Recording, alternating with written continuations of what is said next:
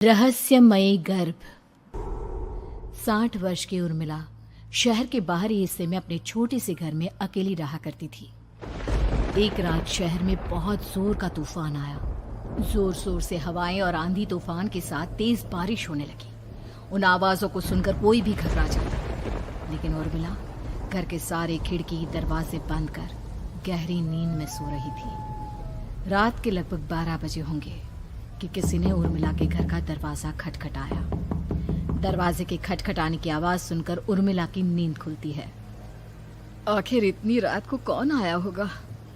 उर्मिला जाकर दरवाजा खोलती है तो सामने लगभग 26 साल की बेहद सुंदर लड़की को खड़ा देख हैरान रह जाती है।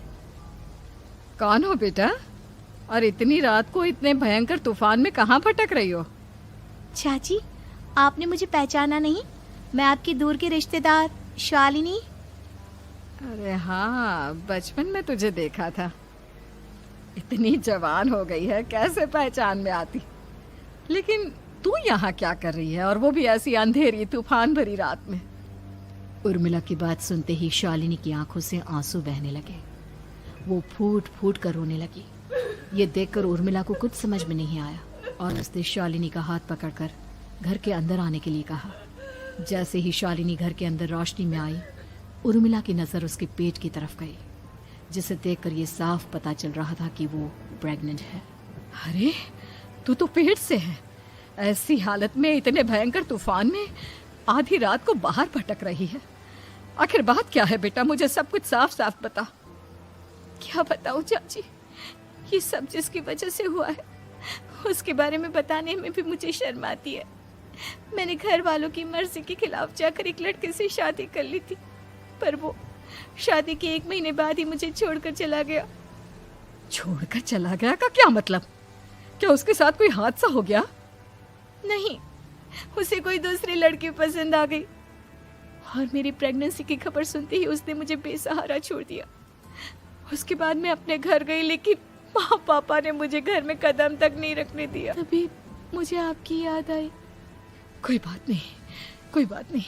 तुमने यहाँ आकर अच्छा ही किया। एक काम करो, तुम आराम करो। वैसे भी ऐसी हालत में इतना घूमना फिरना और इस तरह आधी रात को बाहर भटकना ठीक नहीं होता। प्रेग्नेंट औरत को आधी रात को घर से बाहर नहीं निकलना चाहिए। बुरी आत्माएं उस पर अपना असर दिखा सकती है। और इतना कहकर उर्मिला ने शालिनी को एक दूसरे कमरे में जाकर आराम करने के लिए कहा। लेकिन जैसे ही शालिनी अपने कमरे में जाने लगी, अचानक से उर्मिला ने उसे रोक लिया। एक बात बताओ बेटा, तुम्हारा कौन सा महीना चल रहा है? पेट देखकर तो लगता है कि लगभग 6 महीने पूरे हो गए होंगे। उर्मिला की बात सुनकर शालिनी के होठों पर मुस्कुराहट आ गई। चाची जी, अभी सिर्फ 1 ही महीना हुआ है। शालिनी की बात सुन उर्मिला दंग रह गई। उसे समझ में नहीं आ रहा था कि प्रेगनेंसी के पहले ही महीने में शालिनी की हालत ऐसी क्यों थी। लेकिन फिर उसने बात को नजरअंदाज कर शालिनी को आराम करने के लिए कहा और खुद भी कमरे में जाकर सो गई। अभी कुछ ही घंटे बीते थे कि अचानक से एक बच्चे के बड़े ही अजीबोगरीब बेढंगे तरीके से रोने की आवाजें उर्मिला के घर में गूंजने लगी। उन आवाजों को सुनकर उर्मिला की नींद फिर से खुलती है। ये अचानक बच्चे के रोने की आवाज कहां से आने लगी? उसने उठकर चारों तरफ देखा, पर वहां उसे कोई नजर नहीं आया। उर्मिला घबराते हुए शालिनी के कमरे में गई तो वहां उसे कमरे की दीवार पर एक बेहद खौफनाक साया नजर आया, जिसे देखकर उर्मिला बुरी तरह से घबरा गई। आखिर ये सब क्या हो रहा है? शालिनी, शालिनी उठो! उसने जोर जोर से आवाज देकर शालिनी को जगाने की कोशिश की, लेकिन ऐसा लग रहा था जैसे उसकी आवाज शालिनी तक पहुंच ही नहीं रही थी। कमरे की दीवार पर एक बहुत बड़ा और बेहद डरावने दिखने वाले इंसान का साया और एक बच्चे के अजीबोगरीब ढंग से रोने और चीखने की आवाजें अब उर्मिला को ज्यादा डराने लगी थी। उर्मिला को शालिनी की चिंता सताने लगी और उसने पूरी ताकत के साथ चीखकर शालिनी को आवाज लगाई, शालिनी! तभी अचानक सब कुछ एकदम पहले जैसा हो जाता है और उर्मिला की आवाज सुनकर शालिनी की नींद खुलती है। क्या हुआ चाची, आप इतनी तेज क्यों चिल्ला रही हैं? अब ठीक तो है ना?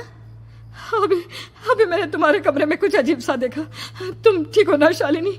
मुझे यहाँ एक बच्चे के रोने की आवाज़ें आ रही थी। लगता है आपको मेरी कुछ ज़्यादा ही चिंता हो गई है। आपने मेरी प्रेगनेंसी के बारे में कुछ ज़्यादा ही सोच लिया होगा। मैं एकदम ठीक हूँ, आप आराम से सो जाइए। इतना कहकर शालिनी ने उर्मिला को फिर से अपने कमरे में जाने के लिए कहा और खुद भी जाकर सो गई। पर अब उर्मिला की आंखों से नींद गायब हो चुकी थी। अगली सुबह जब शालिनी उठी तो वो सीधा उर्मिला के पास आई। गुड मॉर्निंग चाची। तभी अचानक उर्मिला की नज़र शालिनी के पेट पर पड़ती है, जिस पर नीले रंग से एक अजीब सी आकृति नजर आ रही थी। शालिनी, ये तुम्हारे पेट को क्या हुआ? मैंने इतनी औरतों को देखा है, ऐसा तो किसी के साथ नहीं होता। शालिनी ने जैसे ही अपने पेट की तरफ देखा तो उसे वहां कुछ भी नजर नहीं आया। चाची कुछ भी तो नहीं है, सब कुछ एकदम नॉर्मल है। आपको क्या अजीब लग रहा है? इससे पहले कि उर्मिला उसके सवाल का कोई जवाब देती, अचानक से शालिनी के पेट में जोर जोर से दर्द होने लगा। वो बुरी तरह दर्द से तड़पने लगी। चाची, चाची। ये सब देखकर उर्मिला बहुत घबरा गई। उसने धीरे धीरे शालिनी के पेट को सहलाना शुरू किया, लेकिन शालिनी का दर्द कम नहीं हुआ। उर्मिला जाकर रसोई से पानी का गिलास लेकर आई और शालिनी को पानी पिलाने की कोशिश करने लगी। ले बेटा, पानी पी ले, तुझे आराम मिलेगा। ले ले। नहीं चाची, मुझे बहुत तेज दर्द हो रहा है। अरे थोड़ा पी ले बेटा। जैसे ही उर्मिला ने शालिनी को पानी पिलाया, उसने देखा कि गिलास में बचा पानी का रंग नीला पड़ गया और शालिनी की आंखें अजीब हो गई। उसके पेट पर बच्चे का एक डरावना चेहरा नजर आने लगा। ये सब देखकर उर्मिला की डर से हालत खराब होने लगी, पर तभी शालिनी का दर्द ठीक हो गया। बेटी, अभी तुम्हारा दर्द ठीक है तो ऐसा करो, तुम थोड़ी देर आराम कर लो। शालिनी को आराम करने के लिए कहकर उर्मिला तेज कदमों से चलकर घर से बाहर निकल जाती है और पास ही रहने वाली एक औरत कालिंदी के पास पहुंचती है। अरे उर्मिला बहन, बड़े दिनों बाद दिखाई दी, क्या हुआ? बहुत घबराई हुई सी लग रही हो, सब ठीक तो है ना? क्या बताओ कालिंदी बहन, मेरी एक दूर की रिश्तेदार आई हुई है। वो पेट से है और उसके साथ ना अजीब अजीब चीजें हो रही है। अब उर्मिला सारी बात कालिंदी को बताती है, जिसे सुनने के बाद काले जादू और तंत्र विद्या की माहिर कालिंदी एक ताबीज बनाकर उसे देती है। बहन, मुझे शालिनी पर किसी बुरी आत्मा का साया लगता है। ये ताबीज ले जाओ, आज रात को 12 बजे उसे पहना देना, फिर सब ठीक हो जाएगा। उर्मिला ताबीज लेकर घर वापस आती है और अब आधी रात के होने का इंतजार करने लगती है। जैसे ही आधी रात होती है, वो नींद में सोई शालिनी को ताबीज पहना शांति से अपने कमरे में आकर अपने पलंग पर लेट जाती है। अब सब ठीक हो जाएगा, ये सोचकर उर्मिला शांति की एक सांस ही लेती है कि तभी अचानक उसकी आंखों के सामने कुछ ऐसा आता है जिसे देखकर उर्मिला डर से चीखने लगती है। तुम कौन हो? कौन हो तुम? जाओ यहाँ से, जाओ जाओ यहाँ से। तभी उर्मिला की एक जोरदार दर्द भरी डरावनी चीख वहां पर गूंज गई। उर्मिला की आंखों के सामने एक बच्चा खड़ा हुआ था, जिसका पूरा शरीर किसी बूढ़े की तरह नजर आता था, लेकिन मुंह किसी नवजात बच्चे की तरह था। उसकी आंखें गुस्से से लाल थी और वो घूर घूर कर उर्मिला की तरफ देखा जा रहा था। कौन हो तुम? कौन हो? उर्मिला के चीखते ही वो बच्चा जोर जोर से रोने लगा। घबराकर उर्मिला ने अपने हाथों को अपने कानों पर रख लिया। उसकी समझ में नहीं आ रहा है कि आखिर ये सब उसके साथ क्या हो रहा है। कौन हो तुम? कौन हो? क्या चाहते हो मुझसे? जाओ जाओ यहाँ से, आखिर तुम हो कौन? तभी अचानक से उर्मिला के पूरे घर में लाल रंग की रोशनी फैल गई। वो बच्चा धीरे धीरे कदमों से चलता हुआ उर्मिला की तरफ बढ़ने लगा। किसी नवजात पैदा हुए बच्चे के जैसे उसके रोने की आवाज अब उर्मिला के कानों में गूंज रही थी। लेकिन कुछ ही सेकंड में वो चुप हो गया और उसने बेहद खतरनाक आवाज में उर्मिला के सवाल का जवाब दिया। मैं वो हूँ जो अब तक पैदा नहीं हुआ, लेकिन जब मैं पैदा हो जाऊंगा तो वो होगा जो अब तक कभी नहीं हुआ। ये क्या कहना चाहते हो तुम? ऐसा क्या हुआ जो अब तक नहीं हुआ? तबाही होगी, तबाही। सब कुछ खत्म हो जाएगा और ये जो लड़की मुझे जन्म देने वाली है, मैं उसका खून पी जाऊंगा, सारा खून। उस बच्चे की बात सुनते ही उर्मिला बुरी तरह घबरा गई। उसका एक बुजुर्ग आदमी जैसा शरीर, एक नवजात बच्चे जैसा चेहरा, ये दोनों ही बातें उर्मिला की समझ से बाहर थी। तभी वो बच्चा अचानक गायब हो गया। घर का माहौल फिर से पहले जैसा हो गया। लाल रंग की रोशनी भी अब गायब हो चुकी थी। उर्मिला दौड़कर शालिनी के कमरे में पहुंची, जहां वो गहरी नींद में सोई हुई थी, पर उसके गले का ताबीज गायब हो चुका था। उठो उठो शालिनी, उठो बेटा, मुझे तुमसे जरूरी बात करनी है। अरे चाची क्या हुआ? इतनी रात को आप परेशान क्यों कर रही हैं? सब ठीक है ना? अभी जब तुम सो रही थी ना, तो मैंने तुम्हारे गले में एक ताबीज पहनाया था। कहाँ गया बेटा, बताओ मुझे। शालिनी ने चारों तरफ अपनी नजरें घुमाकर देखा, लेकिन वहां पर कोई ताबीज नहीं था। वह हैरानी से उर्मिला के चेहरे की तरफ देखने लगी। उसे समझ में नहीं आ रहा था कि आखिर उर्मिला किस ताबीज के बारे में बात कर रही थी। नहीं चाची, यहाँ कोई ताबीज नहीं है। लगता है आपने कोई बुरा सपना देखा है। मैंने कोई बुरा सपना नहीं देखा। खैर छोड़ो, तुम अब सो जाओ, कल सुबह बात करते हैं। डर और घबराहट की वजह से उर्मिला की आंखों से नींद तो जैसे बिल्कुल गायब हो गई थी। अगली सुबह उर्मिला बिना कोई देर किए गांव के बाहर एक छोटी सी झोपड़ी में रहने वाले बूढ़े पंडित के पास पहुंची। पंडित जी, मेरी मदद कीजिए। अरे आओ आओ उर्मिला, क्या हुआ? सब ठीक तो है ना? क्या बताओ पंडित जी, बहुत बड़ी मुसीबत है। मेरी दूर की एक रिश्तेदार लड़की पेट से है और उसके साथ बहुत डरावनी चीजें हो रही है। कल रात को तो एक अजीब सा दिखने वाला बच्चा मेरी आंखों के सामने आकर खड़ा हो गया था। ये तुम क्या कह रही हो? मुझे साफ साफ बताओ कि आखिर तुमने क्या देखा? उर्मिला ने अपने साथ हुई बीती रात की पूरी घटना पंडित जी को बताई, जिसे सुन पंडित जी के माथे पर चिंता की लकीरें उभर आई। अनर्थ होने वाला है, अनर्थ।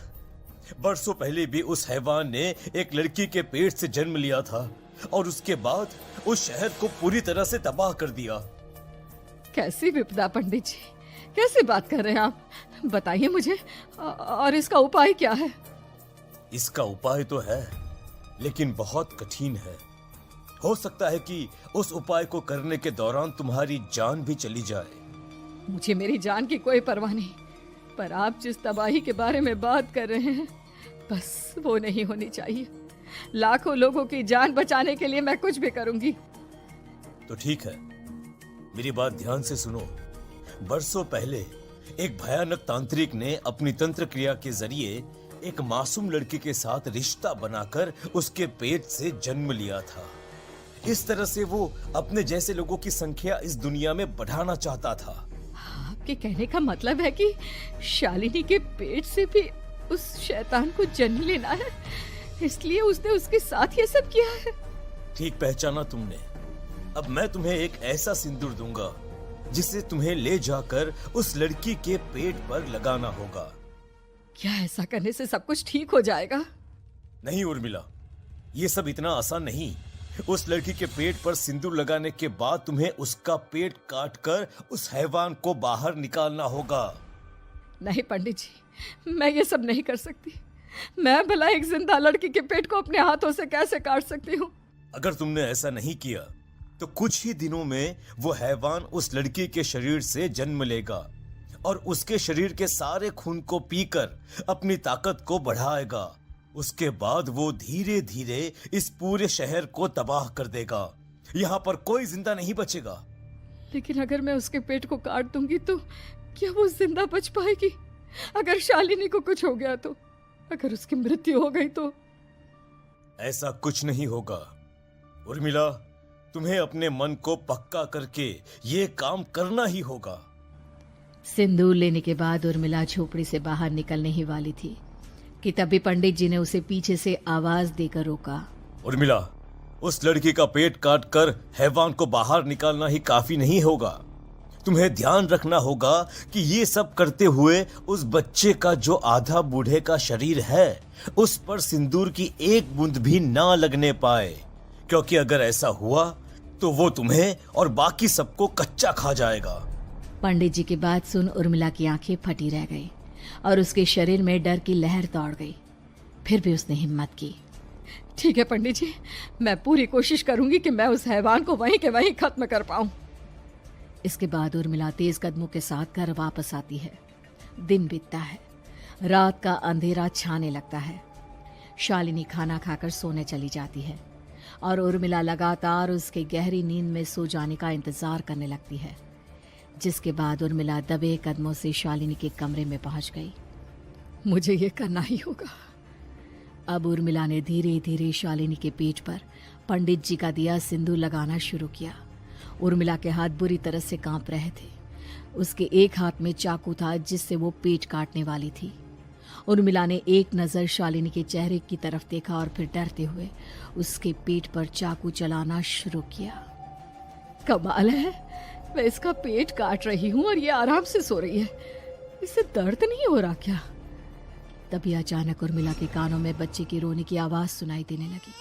उसने घबराकर चारों तरफ देखा पर वहां पर कोई नहीं था। बस रोने की आवाज लगातार आ रही थी। उर्मिला बिना रुके लगातार शालिनी के पेट को काटती रही। उसे इस बात का भी ध्यान रखना था कि सिंदूर बच्चे के बूढ़े आदमी वाली शरीर के हिस्से पर ना लगे। कुछ ही देर में वो हैवानी बच्चा उर्मिला के हाथों में था। उसने बड़ी ही सावधानी से उस बच्चे को बाहर निकाला और पंडित जी के कहे अनुसार उसे घर से दूर जलाने के लिए ले गई। पर तभी उसके सामने वही बूढ़े शरीर और बच्चे के चेहरे वाला बच्चा आ गया। अपनी गोद में और सामने भी बच्चे को देखकर उर्मिला हैरान रह गई। मुझे मारोगी? मुझे इतनी हिम्मत कैसे आ गई तुम्हारी? तुम पैदा नहीं हुए हो और मुझे पता है जब तक तुम्हारा जन्म नहीं हो जाता तो मुझे कुछ नहीं कर सकते। इतना बोलते ही उर्मिला तुरंत उस बच्चे को घास के ढेर पर फेंक कर उसमें आग लगा देती है, जिसके तुरंत बाद वो बूढ़े आदमी के शरीर और बच्चे के चेहरे वाला अजीब तांत्रिक का भूत भी वहां से गायब हो जाता है। कुछ देर बाद उर्मिला घर पहुंचती है तो वो ये देखकर हैरान रह जाती है कि शालिनी का पेट अपने आप जुड़ चुका था। शुक्र है भगवान का और उन पंडित जी का, अब सब ठीक हो जाएगा। सुबह शालिनी सोकर उठती है तो अपना पेट देख बुरी तरह घबरा जाती है। चाची, चाची ये सब क्या हो गया? मेरा पेट अचानक कम कैसे हो गया? मेरा बच्चा कहाँ गया चाची?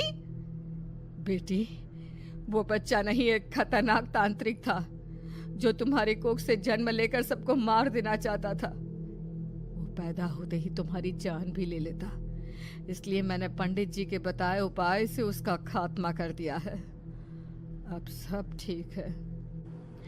शालिनी को उर्मिला की बात समझ में नहीं आती, जिसके बाद शालिनी को पूरी बात उर्मिला आराम से समझाती है। अब वो दोनों ही भगवान का शुक्र अदा करती हैं और एक साथ रहने लगती हैं। विधवा बहू का फैसला। महक की शादी रोहन से होती है। रोहन माँ बाप का इकलौता बेटा होता है, लेकिन फिर किसी कारण से रोहन की मौत हो जाती है। बेटा महक, तेरे आगे इतनी बड़ी जिंदगी है, फिर बच्चों की भी जिम्मेदारी। तू कोई काम कर ले। मैं तो कहती हूँ रोहन के ऑफिस में ही बात कर ले, शायद तेरे लिए कोई काम निकल आए। हाँ माँ जी, मैं भी यही सोच रही थी, लेकिन कैसे बात करूं, किससे बात करूं, कुछ समझ में नहीं आ रहा। अब वो क्या नाम था रोहन का जो दोस्त हुआ करता था, पहले तो बड़ा आता था हमारे घर। राकेश की बात कर रहे हैं? पर वो तो रोहन के बाद से कभी आया ही नहीं, पता नहीं कहाँ है वो। आया था, एक नहीं कई बार आया था, लेकिन मैंने बाहर से ही भेज दिया। घर के अंदर झांकता रहता था, मुझे ठीक नहीं लगा। अरे आपको तो पता नहीं क्या ठीक लगता है और क्या नहीं। उसका नंबर है मेरे पास, मैं आज ही फोन करती हूँ। सास राकेश को फोन लगाती है और शाम को घर आने का न्योता दे देती है। अरे आंटी, ओहो भाग्य हमारे कि आपने घर बुलाया। मैं तो कई बार आया, लास्ट टाइम तो अंकल से मुलाकात भी हो गई थी। हाँ, वो हम लोगों को निकलना था ना कहीं उस वक्त। अरे छोड़ो ना बेटा, बोलो क्या लोगे? आपकी बहू। क्या बकवास कर रहे हो राकेश? अरे मेरा मतलब ये है कि आपकी बहू कहाँ है? भाभी जी के हाथ की चाय की बस एक प्याली मिल जाती तो। महक चाय लेकर आती है, लेकिन वो जैसे ही राकेश की ओर देखती है उसे राकेश पसंद नहीं आता। वो अंदर जाने को होती है कि अरे भाभी जी कहाँ जा रही है, बैठिए तो सबके साथ। जी नहीं, बच्चों को खाना खिला रही हूँ, आप माँ जी से बात करें ना।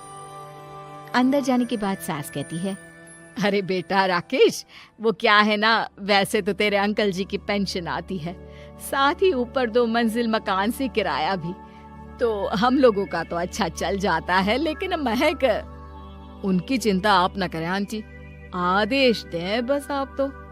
देखो भाग्यवान, रहने दो, कोई बात नहीं, मैनेज हो जाएगा। अरे क्या मैनेज हो जाएगा अंकल, हमें भी बता दें।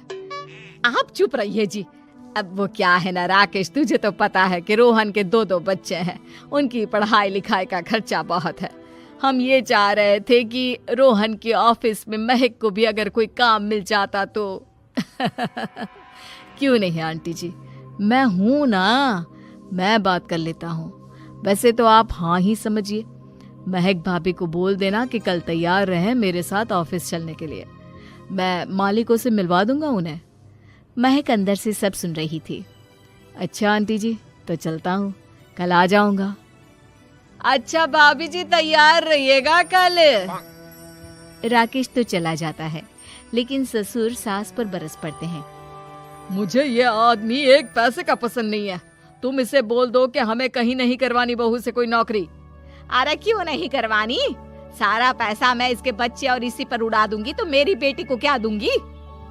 जरूरत क्या है तुम्हारी बेटी को तुम्हारे पैसे की? अरे वो तो पहले ही बड़े पैसे वाले घर की बहू है। अपनी बहू की सोचो जो अब तुम्हारी बेटी जैसी है। बच्चे रोहन की आखिरी निशानी है। अरे अपना भाषण अपने पास रखो, सारा दिन घर पर बैठी रोटियां तोड़ेगी, तो काम करे ना कुछ बाहर जाकर। बहू सब सुन रही होती है। वो अगली सुबह बिना मन के तैयार तो हो जाती है, लेकिन जैसे ही राकेश आता है, क्या बात है भाभी जी, रेडी हैं? तो फिर चले डेट पर, मतलब इंटरव्यू पर। महक सामने आती है कि सामने ससुर जी खड़े होते हैं। हाँ महक बेटा, आओ चलते हैं, मैं भी चल रहा हूँ। ससुर को तैयार देखकर राकेश का चेहरा बन जाता है। अंकल जी, आप परेशान हो जाएंगे। अरे रहने दीजिए ना, धूप भी बहुत है। वैसे भी स्कूटर में तो 2 लोग ही बैठ सकते हैं ना। तो तुम चलो, मैं बहू के साथ अपनी कार से आ जाता हूँ। महक ससुर जी को देखकर खुश हो जाती है, उसे शांति हो जाती है। वो लोग रोहन के ऑफिस जाते हैं, जहाँ बॉस कहते हैं, नमस्ते अंकल। नमस्ते महक, कैसे हैं आप लोग? रोहन का सुनकर बहुत दुख हुआ अंकल, वैसे कैसे आना हुआ? बेटा, क्या हमारी बहू के लिए तुम्हारी ऑफिस में कोई काम मिल सकता है? हमने राकेश से इसी सिलसिले में तुमसे बात करने को कहा था, उसी के कहने पर हम दोनों तुमसे मिलने आए हैं। राकेश ने तो कोई बात नहीं की, ऊपर से उसने तो आज की छुट्टी ले रखी है, ऑफिस भी नहीं आया, बोल रहा था जरूरी काम से जाना है। महक और ससुर एक दूसरे को देखने लगते हैं। वैसे महक, क्या किया है आपने? I mean, इंग्लिश कैसी है आपकी? महक बॉस से अपनी पढ़ाई लिखाई और क्वालिफिकेशन के बारे में सब कुछ बताती है। ग्रेट, आपके लिए काम तो है, लेकिन ऑफिस में नहीं। सर, मेरे बच्चे छोटे हैं, मैं फील्ड में काम नहीं कर सकती हूँ। मतलब वो काम घर से करना है, घर से रहकर बच्चे भी देखें और घर भी देखें, लेकिन हाँ, काम जरूर से करें। वो काम डाटा एंट्री का है, तो जब भी वक्त मिले काम करें, और इसके हम आपको अच्छे पैसे भी देंगे। महक बॉस की बात सुनकर खुश हो जाती है, उन्हें थैंक्स बोलकर घर आ जाती है। किसके साथ भेज रही थी तुम महक को? अरे वो कमीना, उसने तो ऑफिस से छुट्टी ले रखी थी, बात भी नहीं की थी उसने बॉस से बहू के काम के लिए। वो तो अच्छा हुआ कि मैं साथ में चला गया। हाँ ठीक है, नौकरी मिल गई ना, इतना ही काफी है। समय बीतता है और एक दिन फिर दरवाजे पर दस्तक होती है। घर पर कोई नहीं था। महक दरवाजा खोलती है, देखती है तो सामने है राकेश। नमस्ते भाभी जी। नमस्ते। घर पर कोई नहीं है, आप कल आइएगा। अरे अरे अरे, कैसी बात कर रही हैं भाभी जी, हम तो आपकी मदद के लिए आए हैं। वो क्या है ना, अंकल जी का फोन आया था कि आपको किसी मदद की जरूरत है। महक को आश्चर्य होता है कि उसके ससुर ने राकेश को फोन क्यों किया। वो ससुर जी को फोन करती है लेकिन फोन नहीं लगता। नहीं, हम लोगों को किसी भी चीज की जरूरत नहीं है, आप जा सकते हैं। अच्छा, एक कप चाय तो पिला दीजिए। महक चाय लेकर आती है। चाय पीने के बाद, रोहन मेरा बहुत अच्छा दोस्त था। उसने मुझसे कहा था कि वो रहे ना रहे, उसके घर वालों का, खास करके आपका ख्याल मुझे ही रखना है। तो मैं कल फिर आऊंगा भाभी जी। नहीं, माता पिताजी है नहीं, वो 4-5 दिन बाद आएंगे। आप उन लोगों के आने के बाद ही आइएगा। मुझे ये सब ठीक नहीं लगता। अरे छोड़िए ना भाभी जी, लोगों का तो काम है कहना। मेरा मतलब है वो तो बोलते ही रहेंगे। आता हूँ मैं कल। महक को अब गुस्सा आ जाता है। हमेशा शांत और मधुर बोलने वाली महक पहली बार जिंदगी में फैसला लेती है, और फैसला होता है राकेश को सबक सिखाने का। बड़े बेशर्म हैं आप। किसने कहा आपको कि आप आए? अरे भैया, साफ साफ बोला ना कि नहीं जरूरत है किसी की मदद की। मैं अकेले सक्षम हूँ अपना घर संभालने के लिए। आज आखिरी बार बोल रही हूँ, इस घर की तरफ आंख उठाकर भी देखा ना तो देख लेना, वरना वरना पुलिस के हवाले कर दूंगी। निकलो यहाँ से, या धक्के मार कर निकालूं। पुलिस का नाम सुनते ही राकेश वहाँ से 9-2-11 हो जाता है, और महक को अपने फैसले पर गर्व होता है। उम्मीद है कि आपको हमारी ये कहानी पसंद आई होगी। कृपया हमारे चैनल को सब्सक्राइब करें और सभी अपडेट्स के लिए बेल आइकन जरूर क्लिक करें। और हाँ, वीडियो लाइक और शेयर करना मत भूलिएगा। Bye bye.